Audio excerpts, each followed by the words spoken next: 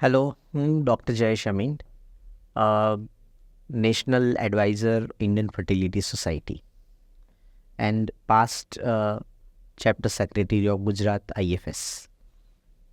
હું આજે તમને PCOD polycystic ovarian disease polycystic ovarian disease એના નામમાં છુપાયેલું છે જ એના ગુણ. પોલી એટલે એક કરતાં વધારે, સિસ્ટિક એટલે ફુગ્ગા, એક કરતાં વધારે ફુગ્ગાવાળી અંડાશયની કોથળી. જનરલી બીજી સ્ત્રીઓ કરતાં 2 ગણી અંડાશયની કોથળી મોટી હોય છે.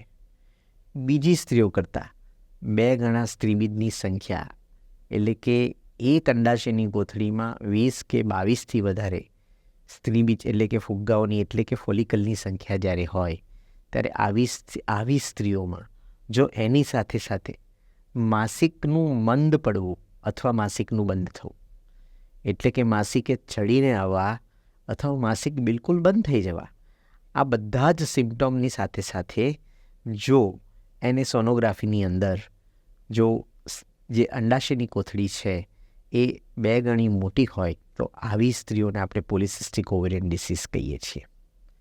આવી સ્ત્રીઓમાં સાથે સાથે હોર્મોનલ ઇમ્બેલેન્સ, જે જનરલી 85થી 90% જીનેટિક કારણ હોય છે, કે જેમાં એક LH નામનો જે હોર્મોન છે એનું વધારે પ્રમાણે સ્ત્રાવ થવાથી માસિકની અનિયમિતતા અને તથા ટેસ્ટોસ્ટિરોન એન્ડ્રોજન, પુરુષમાં જે સ્ત્રાવ થતો હોય છે એ હોર્મોન એ વધારે હોવાના લીધે ઘણીવાર એના શરીર પર રૂંવાટીનું પ્રમાણ વધારે છે.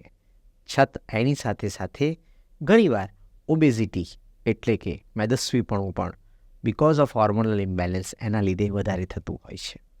ઘણીવાર ઓબેઝિટી ન હોય છતાં પણ આટલી સ્ત્રીઓમાં પણ પોલિસિસ્ટિક ઓવેરિયન ડિસીઝનું પ્રમાણ જોવા મળે છે. આપણે એમ કહી શકીએ કે વર્લ્ડની અંદર 8થી 15% આ ઇન્સિડન્સ છે જેને આપણે પોલિસિસ્ટિક ઓવેરિયન ડિસીઝ કહી શકીએ. ઇન્ડિયા એ હબ છે પોલિસિસ્ટિક ઓવેરિયન ડિસીઝનું. વધારે વસ્તીના કારણે મેક્સિમમ સ્ત્રીઓને પોલિસિસ્ટિક ઓવેરી જોવા મળે છે. એવું કહી શકાય છે કે દર 6 ઇન્ફર્ટિલિટી વુમેને 1 ઇન્ફર્ટાઇલ વુમેનને પોલિસિસ્ટિક ઓવેરી છે, અને આ બધાને ક્યાંક ને ક્યાંક ફર્ટિલિટીના ઇસ્યુ રહે છે.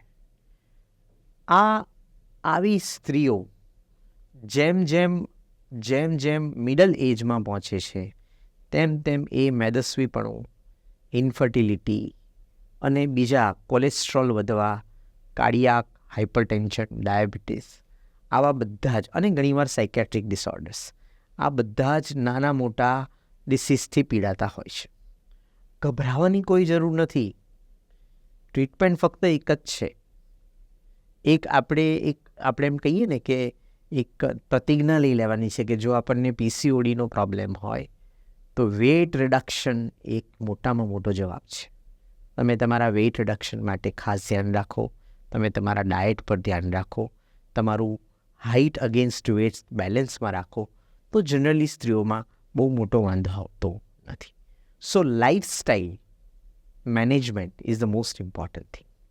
આ સિવાય આવી સ્ત્રીઓમાં ફર્ટિલિટી માટે સ્ત્રીબીજ બનીને છૂટું પડવાનું ઇન્જેક્શન આપીને અથવા સ્ત્રીબીજ બનીને છૂટું પડે ત્યારે સંબંધ રાખવાની સલાહ, એના ઉપર IUI, અને હવે આ વિકસતા IVFની અંદર ટેસ્ટ ટ્યુબ બેબીમાં PCODની અંદર જે પ્રેગ્નન્સી રેટ છે એ એટલો બધો હાયર છે કે હવે ફર્ટિલિટી પોઈન્ટ ઓફ વ્યૂ PCODમાં કોઈ ચિંતા કરવાની જરૂર નથી.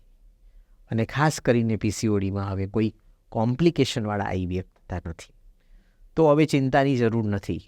ફક્ત આ PCOD માટે મારે એટલું જ કહેવું છે કે આ ઇન્સિડન્સ ક્યાંય બદલાવાનો નથી.